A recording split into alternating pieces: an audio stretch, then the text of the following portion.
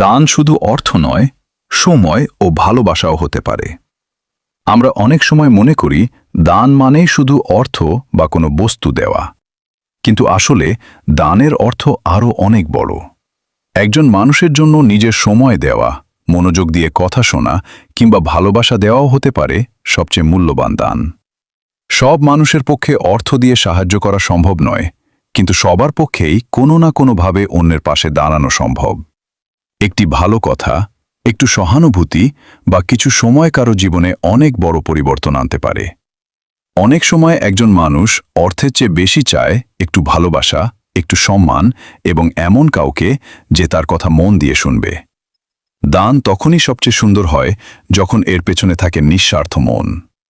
কারণ প্রকৃত দান শুধু কারো প্রয়োজন পূরণ করে না, বরং মানুষের মধ্যে ভালোবাসা ও মানবতার সম্পর্ক তৈরি করে। আপনার দেওয়া সামান্য সময় হয়তো কারো একাকিত্ব দূর করতে পারে। আপনার একটি উৎসাহের কথা হয়তো কাউকে নতুনভাবে বাঁচার সাহস দিতে পারে। মনে রাখবেন, দানের মূল্য তার পরিমাণে নয়, বরং তার পেছনের আন্তরিকতায়। ছোট একটি সাহায্য অনেক সময় কারো জীবনের বড় আশীর্বাদ হয়ে উঠতে পারে। তাই জীবনে শুধু পাওয়ার চিন্তা নয়, দেওয়ার অভ্যাসও গড়ে তুলুন।